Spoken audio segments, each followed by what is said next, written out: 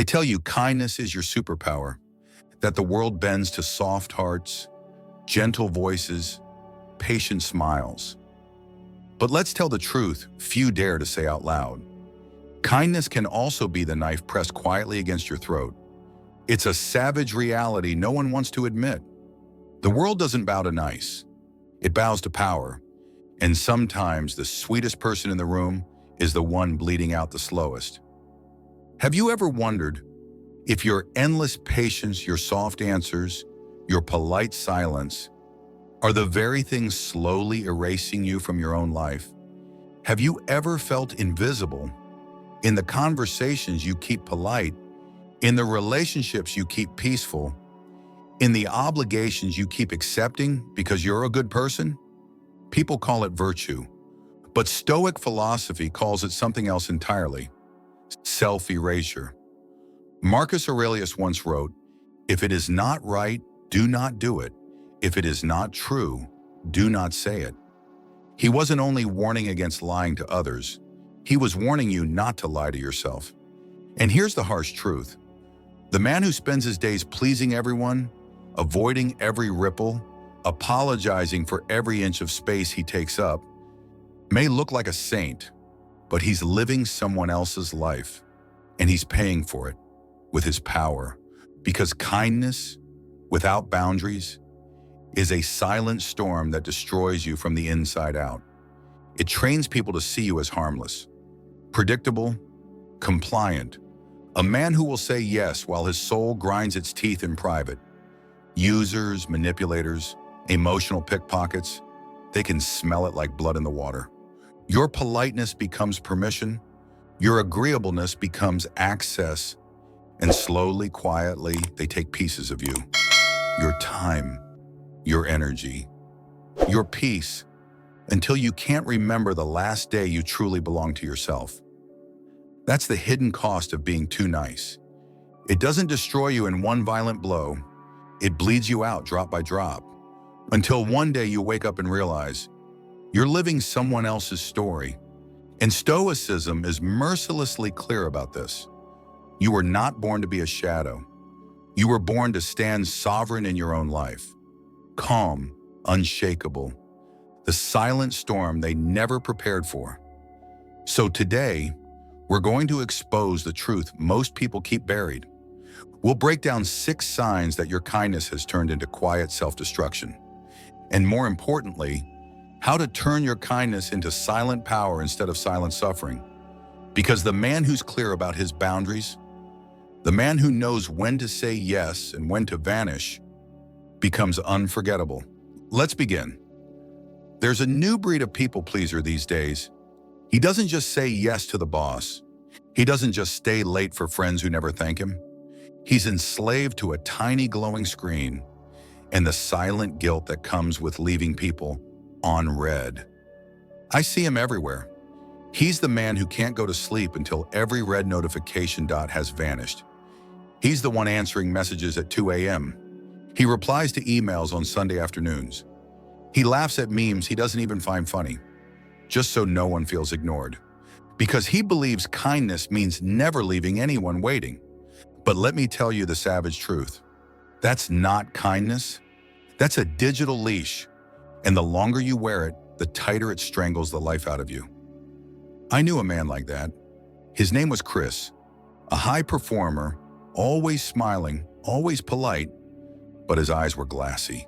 His laugh was delayed, like he was running updates in the background. Because Chris was never fully here.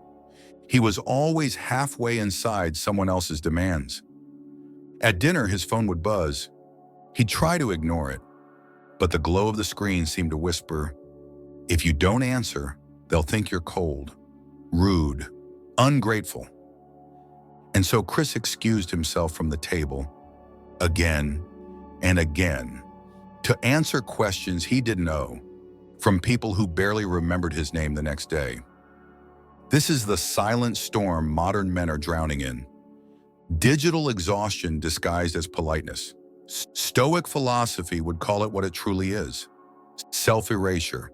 Marcus Aurelius warned, if it is not right, do not do it. If it is not true, do not say it.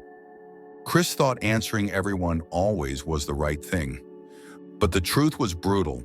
His constant availability didn't make him respected. It made him invisible. Because the more predictable your yes becomes, the more people believe you have no boundaries worth respecting. People smell exhaustion like blood in the water. They'll praise you for being such a nice guy, while secretly filing your name under the man who's always available because his own life must not be that important. And here's the twist. The people you fear disappointing, the ones whose messages you answer at 2 a.m., they're not doing the same for you. They're asleep, peaceful, untouched, because they've decided their time is sovereign and yours is free for the taking. Chris eventually crashed. Anxiety attacks, silent panic in the middle of meetings, a crushing fatigue he couldn't explain. He came to me one day and whispered, "I don't know how to say no," without sounding like an asshole. And that's the fatal misunderstanding. We've been trained to believe boundaries are cruel, that self-preservation makes us cold, that slowing down means we're falling behind. But let me tell you the truth that stings. Your time is not a community resource. You owe no one your midnight hours.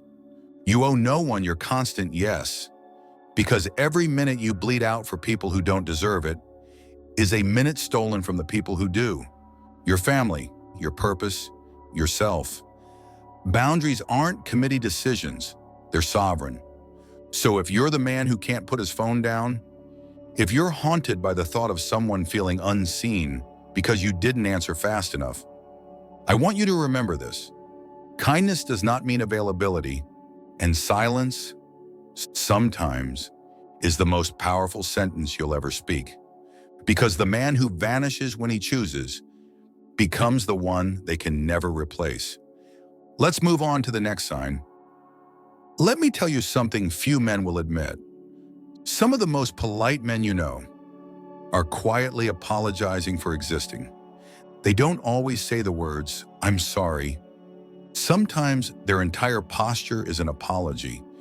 You see it in the way they lower their eyes on a Zoom call, the way they mute their mic as if their breathing alone might be an inconvenience, the way they start every sentence with, "Sorry to interrupt, but..." I call them the invisible men of this digital age, and I once knew one better than most. His name was Ethan, a man everyone described as easygoing, nice guy, so polite.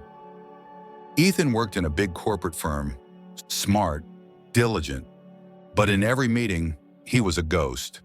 Camera on, yet somehow not really there. Muted, hunched, shrinking. When the team brainstormed, he'd lean back just enough to slip out of the frame. When he did speak, his voice dropped lower, as if afraid it might echo too loud in someone else's mind. And every time he shared a thought, it came wrapped in disclaimers. "Sorry if this is stupid, but..." "Sorry, maybe this is the wrong time, but..." He was a man apologizing for simply occupying space. And the room loved him for it. Because Ethan never caused waves, never challenged bad ideas, never made anyone uncomfortable. And so, they barely remembered him at all. Here's the brutal Stoic truth. Kindness becomes weakness when it demands you erase yourself. We're taught early that apologizing is polite, and sure, humility has its place, but there's a razor-thin line between humility and self-erasure.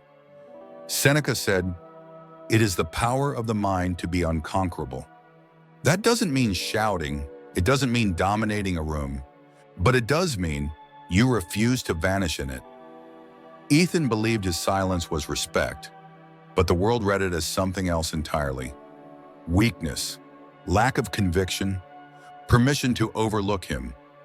Because here's what no one tells polite men. Silence can be powerful when it's a choice, but when it's your default, it becomes your tomb, and people can smell the difference. When you avert your eyes, when you hunch your shoulders, when you begin every opinion with an apology, you're sending an unspoken message. My presence is an inconvenience. My ideas aren't worth space. Please forgive me for existing. And the world listens. They stop asking your opinion. They speak over you. They make decisions without you because you've trained them to believe you prefer it that way. And the older you get, the heavier that burden becomes.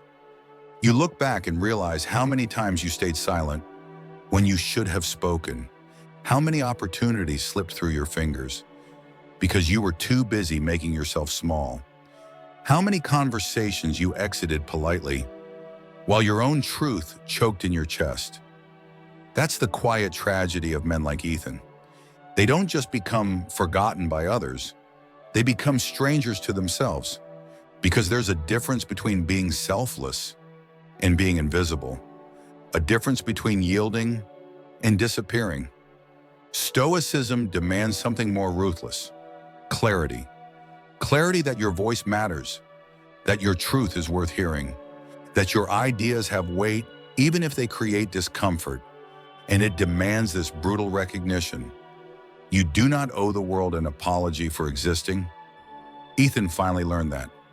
One day, after yet another meeting where he'd said nothing, he looked at me and said, "I'm so tired of feeling like a piece of furniture in my own life." And that's what broke him free. He started small, speaking up once in every meeting, dropping the word sorry from his sentences, sitting upright on camera, looking into the lens, occupying space like he deserved to be there. And you know what happened? The world didn't collapse. People listened. Some didn't like it, but they finally saw him, because a stoic man doesn't seek to dominate, but he refuses to disappear. So if you've become a man who apologizes for breathing, who's mastered the art of silent invisibility, ask yourself this: when did your kindness become a muzzle around your own voice? Let's talk about the next sign. There's an invisible epidemic spreading among men today, and it's not disease, but a quiet surrender, a surrender to comfort, to soft screens glowing in dark rooms, because facing the chaos of real life feels too risky, too sharp, too exposed. And so many men slip into the gentle arms of algorithms, where no one argues, where everything is curated to soothe rather than challenge, where silence masquerades as peace. But Stoicism reminds us that peace is not the absence of conflict. It's the presence of boundaries, firmly held, because the world you avoid doesn't disappear simply because you hide behind recommended feeds and safe content. And here's the savage truth: every time you let a platform decide what you see, what you read, what you believe, you surrender the sovereignty of your mind, drop by drop, until you become a silent spectator in the story of your own life. I once knew a man named Jordan, who used to tell me with pride that he didn't do drama, who called himself easygoing, who smiled at everything, agreed with everyone. But I watched him sit at a lunch table, his eyes darting between friends arguing politics, religion, business. And Jordan sat there with a faint smile, nodding politely, saying nothing, shrinking further back with every new opinion that collided at the table. And later that night, over 2 glasses of scotch, he whispered that he spent hours every evening scrolling through Netflix, not because he wanted to watch anything, but because he was terrified of choosing a movie his wife might not like, terrified of making a single choice that could spark discomfort. So he let the algorithm pick for him, day after day, until he could no longer remember the last time he made a decision entirely his own. And that, my friend, is the silent storm consuming modern men. A storm called digital exhaustion, disguised as kindness.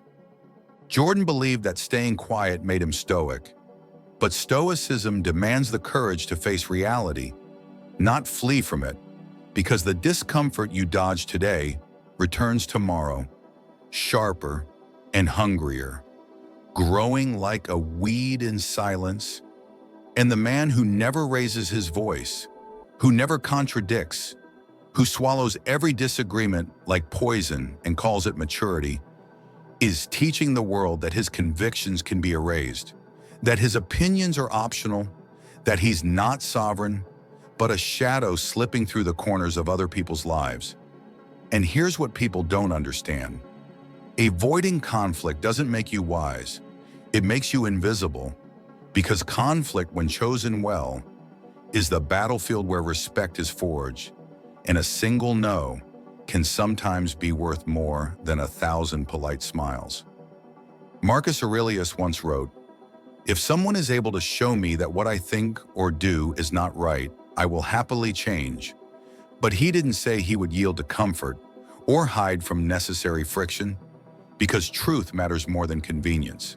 And a man who refuses to clash when he must will watch his own narrative overwritten by louder voices and automated suggestions. And so I ask you this: how many of your choices lately have truly been yours? How many times have you stayed silent because you feared the room might turn cold? How many truths have you buried because you didn't want to be seen as difficult? Because the man who fears conflict at all costs isn't stoic. He's compliant, predictable, and easy to control. And the world doesn't bow to men like that. It forgets them. The truth that stings is this: your avoidance of conflict is not virtue. It's surrender dressed up as manners. And one day, you'll look back and wonder how your life became a quiet series of, okay, whatever you think, until the man in the mirror seems like a stranger. A man who once had sharp edges, but dulled them for the comfort of never being disliked. But a stoic man doesn't seek conflict to dominate. He doesn't raise his voice merely to be heard, but he refuses to betray himself for the illusion of harmony, because real peace is forged in the fires of uncomfortable truths, and the silent storm within him does not vanish, simply because the world tells him to stay quiet. So if you're the man who lets Netflix pick your movies, who nods along to conversations he secretly disagrees with, who fears conflict more than he fears losing himself, remember this: peace isn't found in silence alone. It's found in the quiet certainty that your voice carries weight, and that you are the sovereign force in your own life. And that, my friend, is the silent revenge that leaves them haunted by your glow. Let's talk about the next sign. Some men crave money, some crave power, but there's another craving even more dangerous: the craving to be liked, because at first it feels harmless. It feels human. It feels good to be accepted, to hear laughter after your jokes, to feel nods of agreement when you speak. But here's the dark truth. Stoicism forces us to see the man obsessed with being liked is the man who slowly trades away the sharp edges of his soul until he becomes smooth, soft, shapeless, and ultimately forgettable. I've seen it 1,000 times. A man on TikTok, a man on Reels, a man so skilled at reading the crowd that he shifts like water, becoming whoever his audience wants him to be. He's the guy who talks sports with the bros, sips wine with the elegant crowd, preaches hustle culture one day, then spiritual enlightenment the next, always morphing, always polite, always likable. But when the lights turn off and the camera stops recording, he sits alone, haunted by a single terrifying question: who the hell am I when no one's watching? Because that's the silent price of being addicted to likes. It's not just the exhaustion of feeding the algorithm, it's the emptiness that follows when you realize all those hearts, all those views, all those "bro, you're awesome" comments. They love the version of you you've created for them, not the man you really are. The Stoics would call this living outside your own citadel, giving your sense of self, your sense of value, into the trembling hands of strangers who scroll past you in seconds and never think of you again. Marcus Aurelius once wrote, "The opinion of 10,000 men is of no value if none of them know anything about the subject." But today, the modern man forgets this, because he's chasing the dopamine spike of digital applause. And in doing so, he loses influence where it truly matters, in real life, in real respect, in the eyes of those who matter when the screen goes black. I knew a man named Tyler. He was magnetic, always surrounded by people. Everyone said, "Tyler's the man," but every story he told was carefully crafted to offend no one. Every joke tested for safe laughter, every opinion filtered through the question, will this make me liked or rejected? One day he went viral, millions of views, overnight fame, brands wanted him, followers adored him, but weeks later, when the viral dust settled, Tyler called me in a quiet voice and said, "I feel emptier now than before all the fame, because all the applause and couldn't fill the silence inside him, the silence where his real identity used to live." That's the savage cost of being addicted to being liked.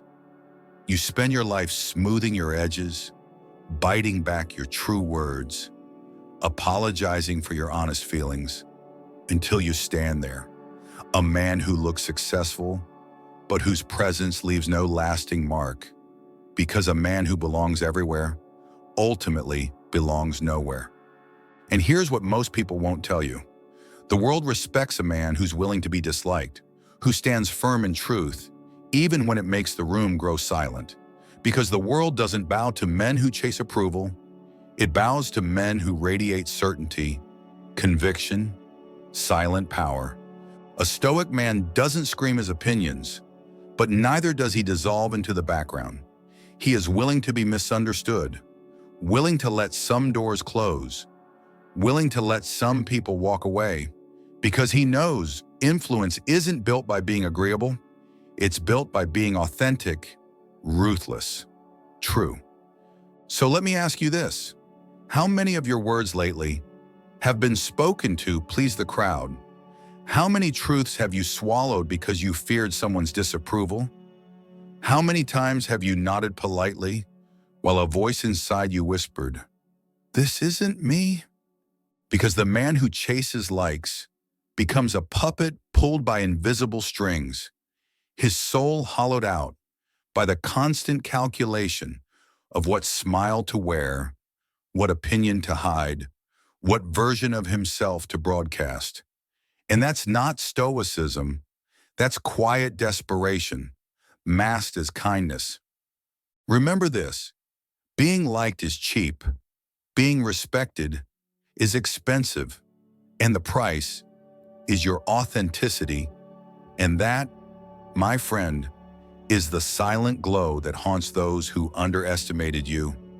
Let's talk about the next sign.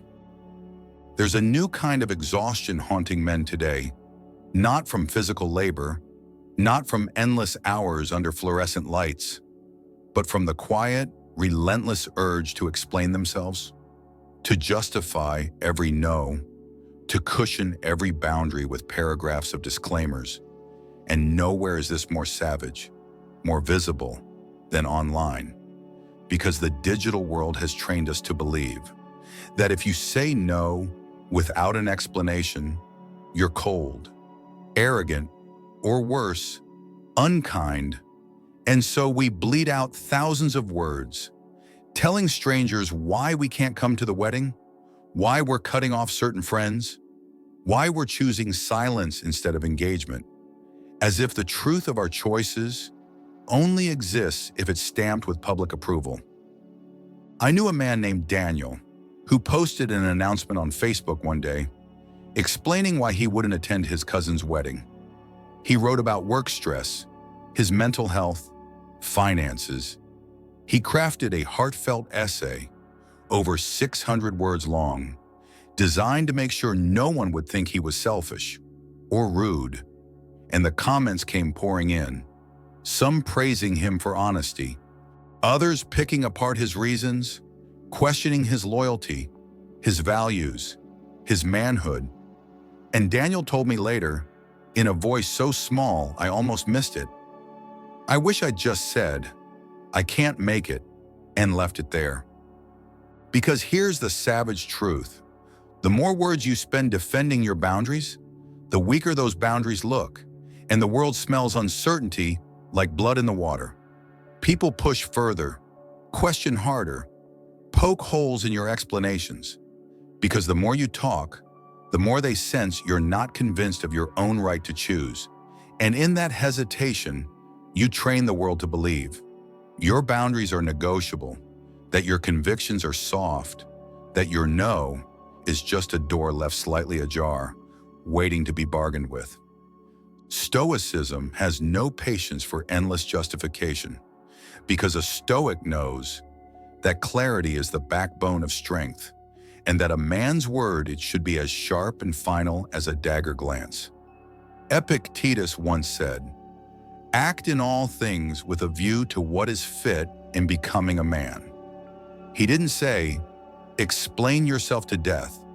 He didn't say, "Flood the room with soft words so no one's feelings get bruised." He meant, "Say what you mean what you say, and leave it there." And that's the quiet tragedy of men who over-explain. They believe they're being polite, transparent, compassionate, but what they're really broadcasting is fear. Fear of conflict, fear of judgment, fear of being misunderstood. But here's the dark irony. The longer you talk, the less people hear you, because your power, your sovereignty, dissolves in the flood of words, until all that's left is a man trying desperately to be liked, instead of a man who stands sovereign in his own decisions. Daniel confessed to me later that he felt more exposed, more raw, after writing that Facebook post than he would have felt simply saying no, because oversharing, while masquerading as vulnerability, can become another prison, another digital leash, keeping you chained to people's reactions, instead of anchored in your own truth. A Stoic man doesn't explain his boundaries like he's asking permission. He states them quietly, firmly, and lets the silence do the rest. Because real strength doesn't come from convincing others, it comes from knowing you don't have to, because your decisions are sovereign, and your life is not a committee decision. So let me ask you, how many times in the past month have you written paragraphs to justify a single boundary? How many times have you rehearsed explanations in your mind, afraid someone might think you're rude, or cruel, or selfish? How many times have you hit post, only to delete it later, because you realized your truth doesn't owe anyone an essay? Because the man who explains himself too much isn't being noble, he's bleeding out power, drop by drop, until the world sees him not as a man to be respected, but as a man to be negotiated with. And the world doesn't bow to men who can't stand by their own words. It forgets them and leaves them drowning in their own justifications. Remember this, boundaries are not committee decisions. They're sovereign, and sometimes the most stoic sentence you'll ever speak is simply, no. And that, my friend, is the velvet silence that echoes long after you've left the room. Let's talk about the next sign. There's a special kind of silence that's killing men today. A silence dressed up as wisdom. A silence mistaken for stoicism. But beneath it is nothing but quiet surrender.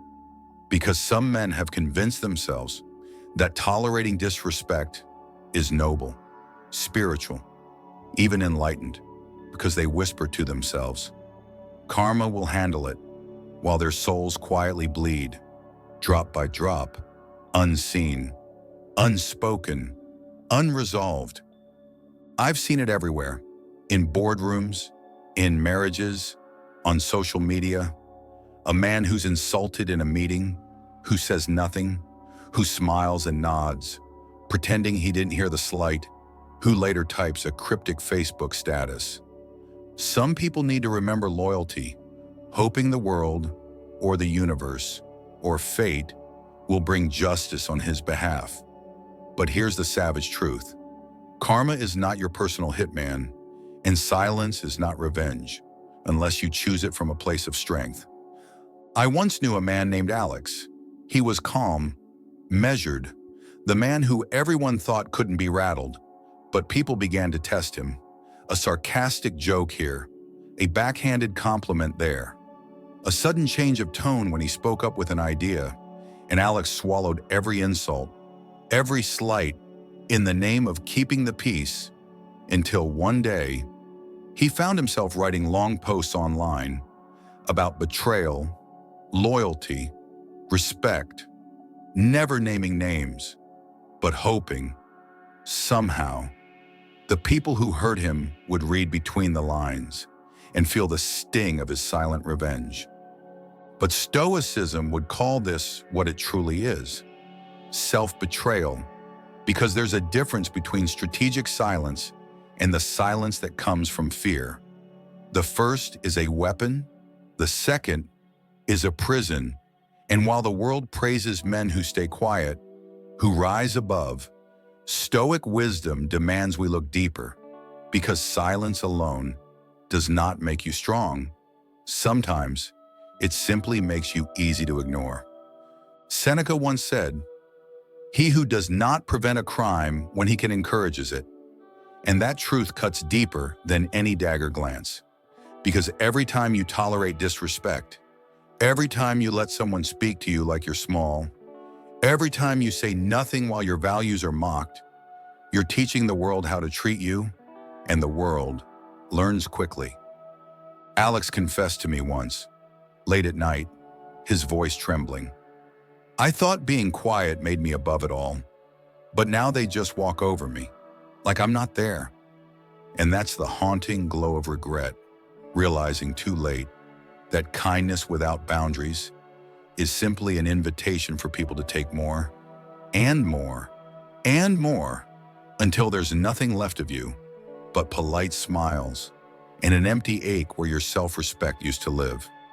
The man who tolerates disrespect, hoping karma will handle it, becomes invisible, not revered, because karma may be real, but it doesn't replace your responsibility to protect your own dignity, your own boundaries, your own name. Because if you don't defend your value, the world assumes you have none. Here's what no one wants to say. Sometimes the most stoic move is to speak firmly, calmly, and let your words draw the line in the sand. Because boundaries aren't always silent. Sometimes they're sentences spoken in a voice so steady, the room freezes. Sometimes they're 3 words that change everything. That's not acceptable. Because the man who never speaks his truth, who never defends his boundaries, who waits in silent hope that justice will come knocking, discovers too late that silence is not revenge, it's surrender. And the world doesn't bow to men who endure quietly. It forgets them. So let me ask you this. How many times in the past year have you allowed disrespect to go unchecked? How many sarcastic jokes have you laughed off while your insides twisted in quiet rage? How many cryptic posts have you written, hoping the person who hurt you would feel even a flicker of shame? Because Stoicism isn't about being passive. It's about being powerful enough to choose when to stay silent and when to speak with dagger-sharp clarity. Remember this, karma doesn't need your silence, it needs your backbone. And sometimes, the most devastating revenge is living so powerfully that those who tried to belittle you are haunted forever by the glow of the man they couldn't break. And that, my friend, is the silent storm that leaves echoes in every room you've ever walked away from. Let's talk about how to bring all these truths together.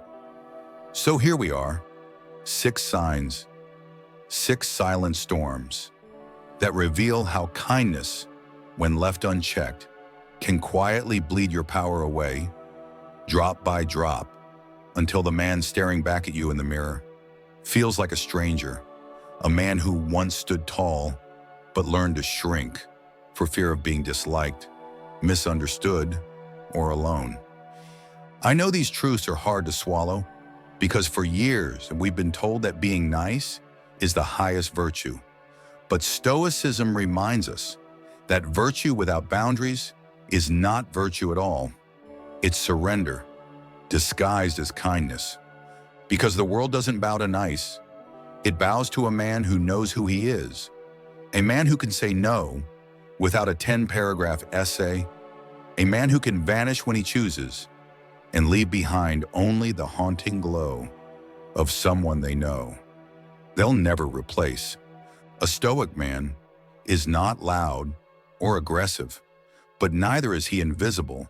He is quiet, yet undeniable. He is the silent storm that walks away from noise and leaves echoes in every room he's ever entered.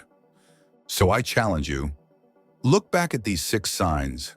Ask yourself, which one felt like a dagger glance, cutting into something raw inside you, because that's where your transformation begins, not in denial, but in brutal clarity.